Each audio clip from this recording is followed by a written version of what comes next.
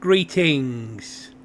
I know I'm 2 days late with this, but it's another Joe Lum album review.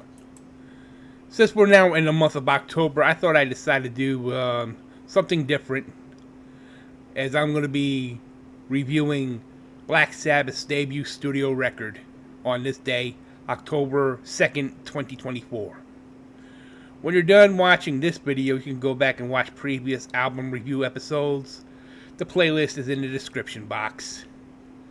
Black Sabbath, the debut studio record from Black Sabbath, released on February 13th, 1970 by Vertigo Records in the UK, and on June 1st, 1970 by Warner Brother Records in the US.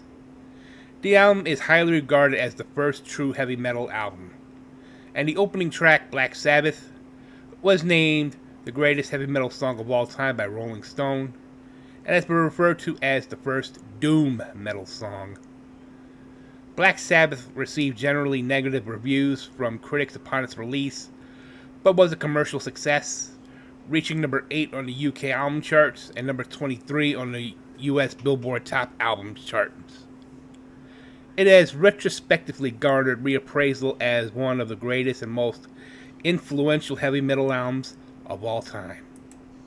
In 1968, Ozzy Osbourne, Tony Iommi, Geezer Butler, and Bill Ward put a band together, but they weren't settled on Black Sabbath just yet. They were initially known as the Polka Tulk Blues Band and Earth, before settling on the name Black Sabbath in 1969. They would distinguish themselves through occult themes with horror-inspired lyrics and tuned-down guitars. They were first signed to Philips Records in November of 1969, as they released their first single, a cover of the Crow song Evil Woman, in January of 1970. According to Tony Iommi himself, the group's debut record was recorded in a single 12-hour session on the 16th of October of 1969.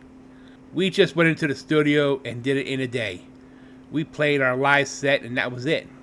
We actually thought a whole day was quite a long time. Then off we went the next day to play in Switzerland.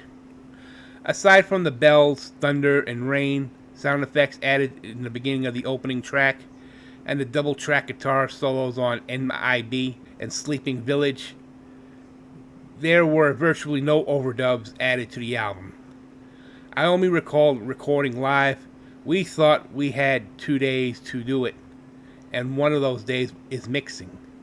So we played live. Ozzy was singing at the same time. We put him through a separate booth, and off we went. We never had a second run of most of the stuff. The key to the band's new sound on the album was Iommi's distinctive playing style that he developed after an accident at a sheet metal factory where he was working at the age of 17, in which the tip of his middle fingers of his fretting hand were severed. Iommi created a pair of false fingertips using plastic from a dish detergent bottle and tuned the strings of his guitar down to make it easier for him to bend the strings, creating a massive heavy sound. I'd play a load of chords and I'd have to play fifths because I couldn't play fourths because of my fingers, Iommi explained in an interview with Phil Alexander in Mojo in 2013. That helped me develop my style of playing, bending the strings and hitting the opening string at the same time just to make the sound wilder. In the same article, bassist Geezer Butler added, "Back then the bass player was supposed to do all the melodic runs, but I didn't know how to do that because I'd been a guitarist. So all I did was follow Tony's riff. That made the sound heavier." Iommi began recording the album with a white Fender Stratocaster, his guitar choice at the time, but a malfunction in pickup forced him to finish recording with a Gibson SG, a guitar he had recently purchased as a backup but had never really played. The SG was a right-handed model, which the left hand Iommi played upside down. Soon after recording the album, he met a right-handed guitarist who was playing left-handed SG upside down, and the two agreed to swap guitars This is the SG that Iommi modified and later put out to pasture at the Hard Rock Cafe. Ozzy Osbourne has always spoke fondly of the recording of the band's debut, stating in his autobiography, I Am Ozzy, once we finished, we spent a couple of hours double tracking some of the guitar and vocals, and that was that. Done. We were in the pub in time for last orders.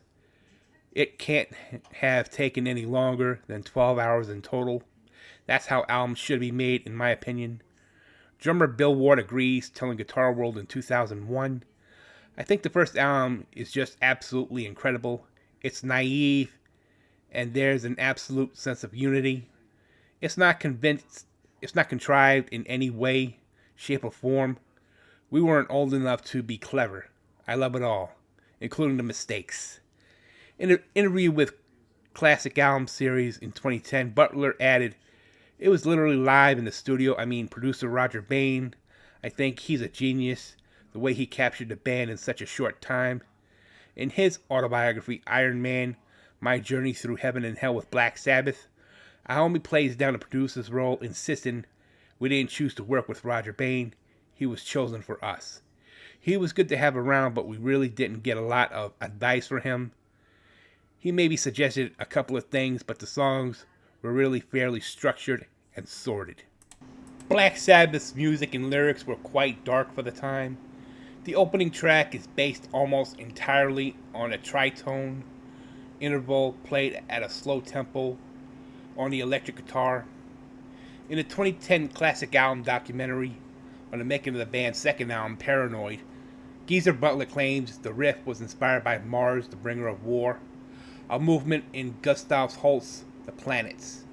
Iommi reinterpreted the riff slightly and redefined the band's direction. Ward told Classic Albums, when I sang, "What is this that stands before me?" it became completely different. This was a different lyric now. This was a different feel. I was playing the drums to the words. The song's lyrics concern a figure in black, which Geezer Butler claims to have seen after waking up from a nightmare. Similarly to the song NIB, are written from the point of view of Lucifer, who falls in love with a human woman and becomes a better person, according to Geezer Butler himself. Contrary to popular belief, in the name of that song is not an abbreviation for Nativity in Black, or so they say. According to Osbourne's autobiography, it's merely a reference to drummer Bill Ward's pointed goatee at the time, which was shaped as a fountain pen nib. The lyrics of two other songs on the album were written about stories with mythological themes. Behind the Walls of Sleep is a reference to H.P. Lovecraft's short story Beyond the Walls of Sleep, while The Wizard was inspired by the character Gandalf from The Hobbit and Lord of the Rings. What I want to do for the track listing is go over the European edition first, then move over to the North American edition. Kicking it all off is Black Sabbath clocking in at 6:20. The Wizard clocks in at 4:24. Behind the Wall of Sleep clocks in at 3:37. NIB clocks in at 6:08. Evil Woman, a cover of the Crow song written by Larry Wingand, Dick Wingand, and David Wagner, clocks in at 3:25. Sleeping Village clocks in at 3:46. And The Warning, which is actually a Ainsley Dunbar Retaliation cover, written by Ainsley Dunbar, Alex Damachowski, Victor Hicklin, and John Mooreshead, clocks in at 10:28.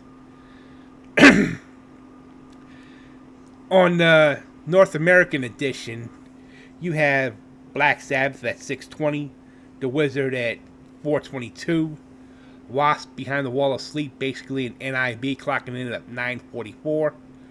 Wicked World clocks in at 4:47. A Bit of Finger, Sleeping Village, and Warning, clocking in at 14 minutes 15 seconds. On the 2004 reissue bonus track, Evil Woman clocks in at 3:25. After Black Sabbath was recorded, It was for Fontana Records, but prior to the release, the record company elected to switch the band to another of their labels, which turned out to be Vertigo Records, which housed the company's more progressive acts. Released on Friday the 13th of 1970, February 1970, by Vertigo Records, Black Sabbath reached the top 10 on the UK albums charts, following its US release in June of '70 by Warner Brothers. The album reached number 23 on the Billboard Top Albums chart, where it remained for more than a year and sold 1 million copies. The overall rating for Black Sabbath's debut record is a 65 out of 100. In 1989, Kerrang! Ranked Black Sabbath number 31 on their 100 greatest heavy metal albums of all time. In 1994, it was ranked number 12 in Colin Larkin's top 50 heavy metal albums. He praised the album's crushing atmosphere of doom, which he described intense and relentless. In 2000, Q Magazine included the debut album of Black Sabbath in their list of best metal albums of all time, stating that this album was to prove so influential it remains a template for metal bands many decades on.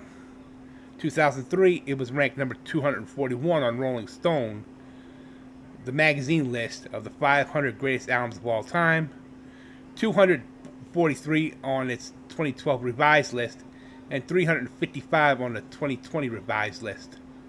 Rolling Stone ranked Black Sabbath's debut record number 44 on the list of 100 best debut albums of all time, describing the title track as a song that would define the sound of 1,000 bands. Additionally, in 2017, the magazine ranked the 5th on their list of 100 greatest metal albums of all time. This album was also included in the book 1001 Albums You Must Hear Before You Die. I like the title track and NIB. I didn't care too much for the rest of the songs on this record, even though Behind the Wall of Sleep happens to be an underrated gem for any Black Sabbath fan out there. This has been Joel Lum's album review. Don't